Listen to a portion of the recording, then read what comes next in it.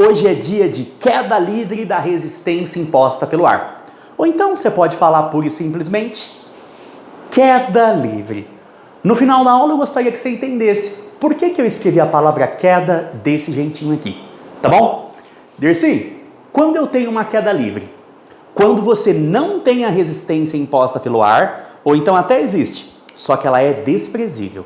Tudo bem? Nesse caso acontece uma coisa muito importante. Quando você tem um corpo caindo nas proximidades da Terra em queda livre, ele fica aos prazeres da aceleração da gravidade. Beleza? E a aceleração da gravidade, nessas condições, ela é constante. Você lembra qual que é o movimento em que a aceleração se mantém constante? Isso, é um move. Dercy, então queda livre é um move? É. Então quer dizer que não tem formulinha nova? Não. Tanto é que eu vou continuar usando o Vevoati e o sorvetão. Quer ver? Imagina que eu tivesse esse corpinho aqui, solto, largado, abandonado. Tá bom? Sabe o que isso sugere? Isso sugere que a velocidade inicial é igual a zero. Dercy, sempre a velocidade inicial vai ser zero? Não. Nesse exemplo a aceleração da gravidade é vertical, ela aponta para baixo, a aceleração começa com a letrinha A. Então eu vou colocar esse Azinho aqui, Como a nossa aceleração é a da gravidade, a maior parte dos livros costuma colocar um Gzinho aqui assim, Só tem duas coisas que eu quero que você faça. Primeira coisa, oriente a sua trajetória. Isso é aleatório, tá bom? Você pode orientar a sua trajetória para baixo ou para cima. Como o movimento é de queda livre, o óbvio é a gente orientar a nossa trajetória para baixo. E é isso que eu vou fazer. Assim, Tudo que tiver vertical para baixo concorda com a orientação da trajetória. Então é mais. Tudo que tiver para cima se opõe à orientação da trajetória. Então é menos. Quer ver? Sabe a aceleração da gravidade? Ela está a favor da trajetória. Então nas formulinhas entra mais. Primeiro passo lá nas formulinhas, então, no lugar de Azinho você vai colocar mais G. Pronto. Dercy, eu posso orientar a trajetória para cima? Pode. Aí a gravidade que é para baixo você coloca menos. Mas não complica não. Faz assim. A maior parte dos vestibulares faz assim. Então você faz também. Beleza? Bom, se o exercício acontece nas proximidades da Terra, na maior parte das vezes, ela vale 10. 10 metros por segundo ao quadrado. Na verdade não é. 9,81. 10 metros por segundo ao quadrado. Pronto, acabou. Beleza? E segunda e última coisa que você vai fazer. Deslocamentos verticais. Sabe o que você pode fazer?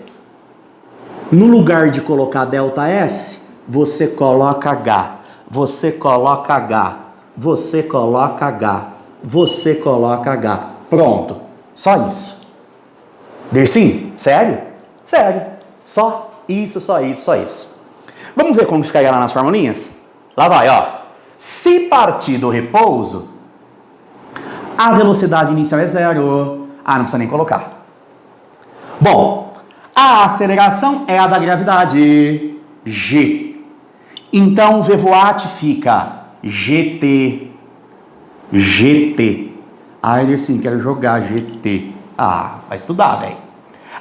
Como eu tô na Terra, o G vale 10. O G vale 10. Quer ver?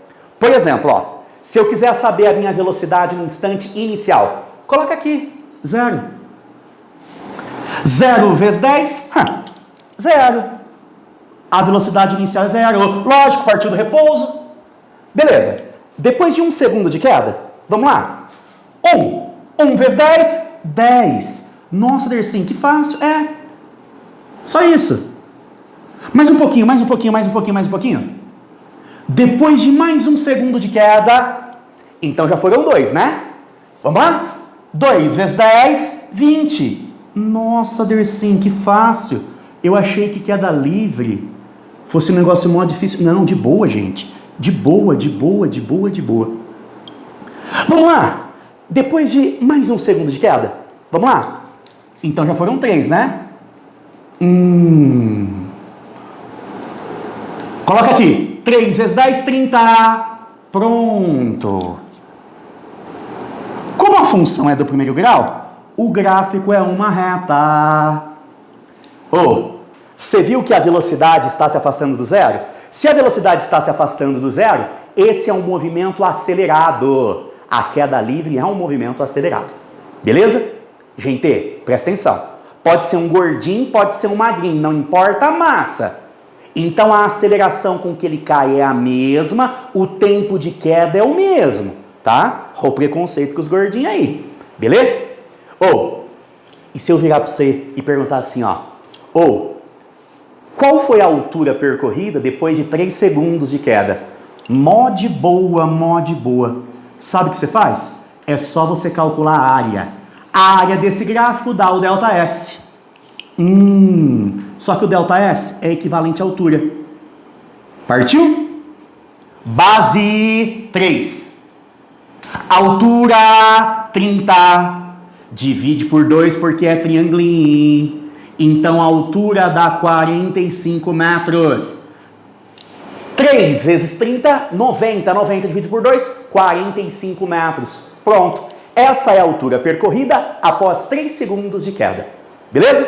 Bom, se perguntarem para você, por exemplo, o gráfico da aceleração, que coisa mais tonta. É move.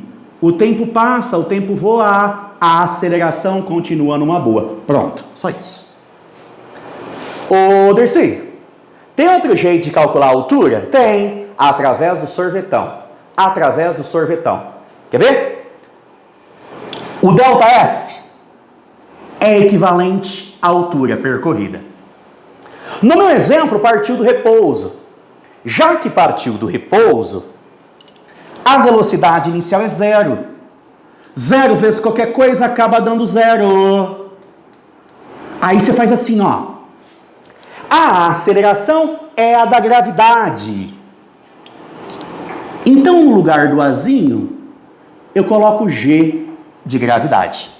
Então, fica H igual 0, 0 não precisa nem pôr, GT ao quadrado. Se você isolar o T, o 2 divide e sobe multiplicando. Aí você chega nisso aqui, Tempo de queda é raiz de 2HG. Eu gosto de colocar dessa maneira para você ver que o tempo de queda não depende da massa. O tempo de queda não depende da massa. Anota isso. O tempo de queda não depende da massa. Beleza? Se você não quiser, dane-se essas equações, fica com um sorvetão. Sorvetão você resolve. Beleza? Só coloquei aqui só para te mostrar. Vamos lá?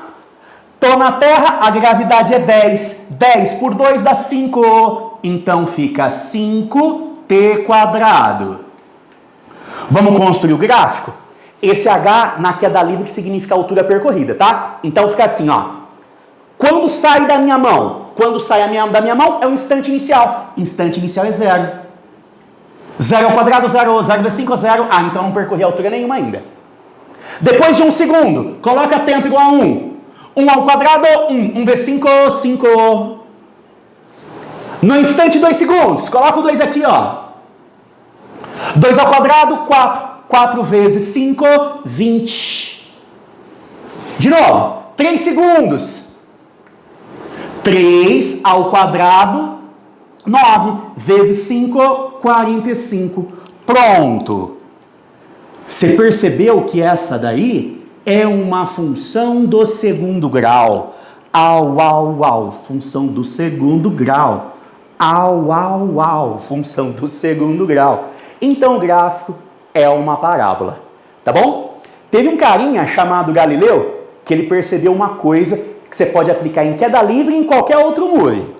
Olha que louco, Tá vendo esse primeiro pedacinho aqui, gente? É a distância que eu percorri no primeiro segundo. Tá bom? Foi 5 metros. Galileu chamou essa distância de D. Tá. Depois do 5 até o 20, você concorda que eu percorro 15? Ora bolas. Se D é 5, 3D vai ser 15. 3D. Depois, entre 2 e 3 segundos, tava no 20 e fui pro 45. Então percorri 25. Se D é 5, 25 é 5D. Sabe o que Galileu percebeu?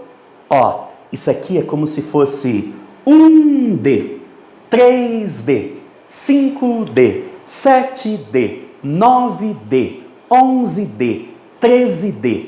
Sabe o que Galileu percebeu? Que para deslocamentos em tempos iguais, o move, ele obedece à sequência dos números ímpares. É isso. Anota aí. Isso chama proporção de Galileu. Na proporção de Galileu, distâncias percorridas em tempos iguais obedecem à sequência dos números ímpares. Então no primeiro segundo eu percorri 5, depois eu percorri 15, depois eu percorri 25 e assim por diante. Isso dá certo não só na queda livre, viu? Mas em qualquer move. Anota isso, proporção de Galileu. Na proporção de Galileu, válida para move, os deslocamentos obedecem à sequência dos números ímpares. No primeiro segundo percorri D, depois 3D, 5D, 7D, 9D e assim por diante. Beleza? Você entendeu o porquê disso? Ó? Se no primeiro segundo eu percorri D, depois eu vou percorrer 3D, depois eu vou percorrer 5D, depois eu vou percorrer 7D e assim por diante, obedecendo a sequência dos números ímpares. Sai um pouquinho aí para você dar um print na tela. Beleza? É isso aí, galera. Bons estudos para vocês e continue estudando, hein? Mantenha o seu foco. Vou pausar o vídeo.